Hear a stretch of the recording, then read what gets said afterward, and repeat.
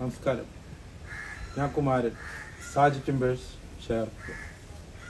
വീട് പണി തുടങ്ങുന്ന അവസരത്തിൽ പല സുഹൃത്തുക്കളും വന്ന് തേക്കിനെ പറ്റിയിട്ട് അഭിപ്രായം ചോദിക്കാറുണ്ട്. പലർക്കും അറിയാത്ത കാര്യം, തേക്ക് എത്ര വിധമുണ്ട് എന്നൊക്കെയാണ് പലരുടെയും ചോദ്യം. തേക്ക് വാസ്തവത്തിൽ 3 തരത്തിലാണ് തേക്ക് നമ്മുടെ ഇവിടെ കിട്ടുന്നത്. 3 തരത്തിലുള്ള തേക്ക് നമുക്ക് നാട്ടിൻപുറത്ത് കിട്ടും. അതായത്, ഒന്ന് ഫോറസ്റ്റിൽ നിന്ന് മുറിച്ച് സർക്കാർ ലേലം ചെയ്തു കൊണ്ടുവരുന്ന തേക്ക്, മറ്റൊന്ന് നമ്മുടെ നാട്ടിൻപുറങ്ങളിൽ പറമ്പുകളിലും കൈവശ ഭൂമികളിലുമൊക്കെ മുറിച്ചു കൊണ്ടുവരുന്ന തേക്ക്, മൂന്നാമത് ഇമ്പോർട്ട് തേക്ക്, വിദേശ രാജ്യങ്ങളിൽ നിന്ന്, ബർമയിൽ നിന്നോ ആഫ്രിക്കൻ കൺട്രീസിൽ നിന്നൊക്കെ കൊണ്ടുവരുന്ന തേക്ക്. ഇതിൽ അവസാനം പറഞ്ഞ ഇനം തേക്കുകൾ ഇപ്പോൾ വരുന്നില്ല. മറ്റൊരു ഇടയ്ക്ക് ധാരാളം വന്നിരുന്നു, ഇപ്പം അത് വരുന്നില്ല. കുറച്ചൊക്കെ ചെറിയ തോതിൽ അടുത്തിടയ്ക്ക് വന്നിരുന്നു, ആഫ്രിക്കൻ കൺട്രീസിൽ നിന്ന് വന്നിരുന്നു. അത് തടിയായിട്ടല്ല, അധിക ഭാഗവും അറുത്ത ഉരുപ്പടികളാക്കിയിട്ടാണ് വന്നിരുന്നത്. വിലയുടെ കാര്യത്തിൽ ഇത് എല്ലാം തമ്മിൽ വളരെ വ്യത്യാസമുണ്ട്. വിലയുടെ കാര്യത്തിൽ പറയുകയാണെങ്കിൽ ഏറ്റവും വില കൂടുതൽ നമ്മുടെ ഫോറസ്റ്റ് തേക്കിനാണ്. ഫോറസ്റ്റ് തേക്കിന് ഡെപ്പോ തേക്ക് എന്നറിയപ്പെടും, കേരള ഫോറസ്റ്റ് തേക്ക് എന്നും അറിയപ്പെടും. അതിനാണ് ഏറ്റവും വില കൂടുതൽ. പിന്നെ അതിൻ്റെ താഴെ നിൽക്കുന്നത് ശരിക്കും പറഞ്ഞാൽ നമ്മുടെ നാടൻ തേക്കും, അതായത് പ്രൈവറ്റ് ലാൻഡിൽ നിന്ന് വരുന്ന തേക്കും മറ്റേ ഇമ്പോർട്ട് തേക്കും ഏകദേശം ഒരേപോലെയാണ്. പക്ഷെ ബർമ തേക്കിന് നല്ല വിലയുണ്ട്. ബർമ തേക്കൊന്നും ഇപ്പോൾ വർഷങ്ങളായിട്ട് വരുന്നില്ല. ബർമ തേക്ക് ഇന്റർനാഷണൽ മാർക്കറ്റിൽ ഏറ്റവും പേര് കേട്ട തേക്കാണ്. പക്ഷെ അതൊന്നും ഇപ്പോൾ വരുന്നില്ല, അതിന് നല്ല വിലയുണ്ട്. പിന്നെ ഇതിന്റെ തിരിച്ചറിയാനുള്ള വഴിയാണ് പ്രധാനം. തിരിച്ചറിയൽ വളരെ പ്രധാനമാണ്. കാരണം നമുക്ക് ഏറ്റവും വില കുറഞ്ഞ ഈ നാടൻ തേക്ക്, അതിന് ചില ഓമനപ്പേര് അറിയപ്പെടുന്നത് എന്താ വെച്ചാൽ പ്ലാന്റേഷൻ തേക്ക് എന്നാണ് അറിയപ്പെടുക. നാട്ടിൽ മുറിക്കുന്ന തേക്കിന്, പ്രൈവറ്റ് തേക്കിന് പ്ലാന്റേഷൻ തേക്ക് എന്നാണ് പറയുക.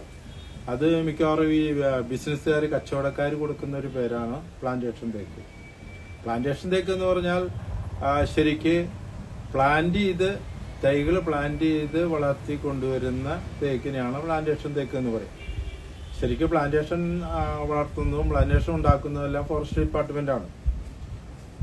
ആ തേക്കിന് സർക്കാരിന്റെ വനം വകുപ്പിന്റെ നിയമം അനുസരിച്ച് അത് പ്ലാന്റ് ചെയ്ത് കഴിഞ്ഞാൽ ഏകദേശം 1.5 മീറ്റർ അകലത്തിലാണ് തൈകൾ വെക്കുന്നത്. അത് കഴിഞ്ഞാൽ ഓരോ 5 കൊല്ലം, 10 കൊല്ലം, 15 കൊല്ലം കൂടുമ്പോൾ ഇടവെട്ടും. പിന്നെ അത് ശരിക്കൊരു പ്രായപൂർത്തിയായി സർക്കാർ വെട്ടിവെക്കുന്ന തേക്ക് എന്ന് വരുമ്പോൾ, ലേലത്തിൽ വരുമ്പോൾ ഒക്കെ ഒരു മെച്ചറിറ്റി ആയ തേക്ക് എന്ന് പറഞ്ഞാൽ ഒരു 40 വർഷം പ്രായമായാലാണ് അതിൻ്റെ ശരിയായ ഗുണം വരുള്ളൂ. പ്രൈവറ്റ് തേക്ക് നമ്മൾ പറമ്പുകളിലൊക്കെ നട്ടു വളർത്തുന്നത് വളരെ 15-20 വർഷം കഴിയുമ്പോഴേക്കും ആൾക്കാർ മുറിക്കാനും വിൽക്കാനും മില്ലുകളിൽ കൊടുക്കാനും സാധ്യതയുണ്ട്. അപ്പോൾ ഇത് രണ്ടും തമ്മിലുള്ള പ്രായ വ്യത്യാസം വളരെ പ്രധാനമാണ്. പിന്നെ അത് മാത്രമല്ല, അത് കാഴ്ചയിൽ തന്നെ തിരിച്ചറിയാൻ പറ്റും.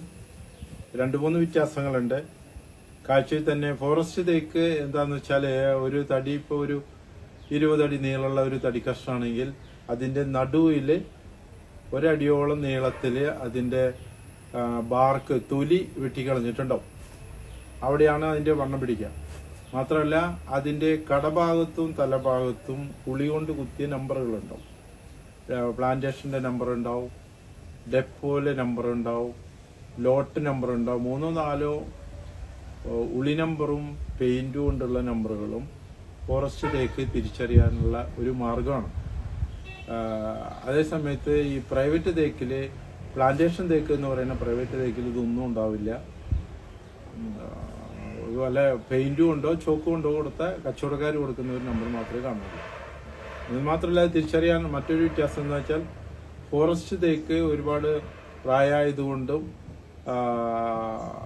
അത് നിൽക്കുന്ന ഏരിയ അത്തരം പ്രദേശത്തായതുകൊണ്ടും അതിന് വെള്ളം വളരെ കുറവായിരിക്കും. ഫോറസ്റ്റ് തേക്കാണെങ്കിൽ നമുക്ക് 80-85% കിട്ടും. പോവാൻ വിറക് നിസ്സാരേ ഉണ്ടാവുള്ളൂ, കാര്യമായിട്ട് പോകാനുണ്ടാവില്ല. പിന്നെ മാത്രമല്ല, ഗുണത്തിലൊക്കെ ഒരുപാട് വ്യത്യാസമുണ്ട്. ഫോറസ്റ്റ് തേക്ക് വളയാനും ചുരുങ്ങാനുള്ള സാധ്യത വളരെ കുറവാണ്. പ്രൈവറ്റ് തേക്കിന് 1 ഇഞ്ചിന് മേലെ വെള്ളം ഉണ്ടാവും. 1 ഇഞ്ച്, 1.5 ഇഞ്ച് 2 ഇഞ്ച് വരെ ചിലപ്പോൾ വെള്ളമുണ്ടാവും. നല്ല വളക്കൂറുള്ള മണ്ണിൽ നിൽക്കുന്ന പറമ്പിൽ നിന്ന് തേക്കാണെങ്കിൽ വെള്ളം വളരെ കൂടുതലായിരിക്കും.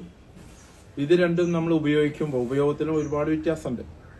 ഉപയോഗത്തിൽ എന്ന് പറഞ്ഞാൽ പ്രൈവറ്റ് തേക്കെടുത്ത് നമ്മൾ ഒരു 10 CFT ഉള്ള ഒരു തടി എടുത്ത് അറുത്ത് ഉരുപ്പടികളാക്കിയാൽ നമുക്ക് അതിൻ്റെ ഒരു 60% നമുക്ക് ഉപയോഗിക്കാൻ വെള്ളമില്ലാതെ നല്ല ഉരുപ്പടി. പ്ലാന്റേഷൻ തേക്ക് വളയും ചുരുങ്ങും ഇതിനൊക്കെ സാധ്യത കൂടുതലാണ്. അതിന് ഒരു പ്രധാന കാരണം എന്താണെന്ന് വെച്ചാൽ പ്രായ വ്യത്യാസം, മറ്റൊന്ന് ഓയിൽ കണ്ടന്റ്, കളറും വളരെ വ്യത്യാസമുണ്ട്. ഫോറസ്റ്റ് തേക്കിന് എപ്പോഴും ആ ഗോൾഡൻ കളർ ഉണ്ടായിരിക്കും. പ്രൈവറ്റ് തേക്കിന് അങ്ങനെ ആ ഗോൾഡൻ കളർ കിട്ടിക്കൊള്ളുന്നില്ല.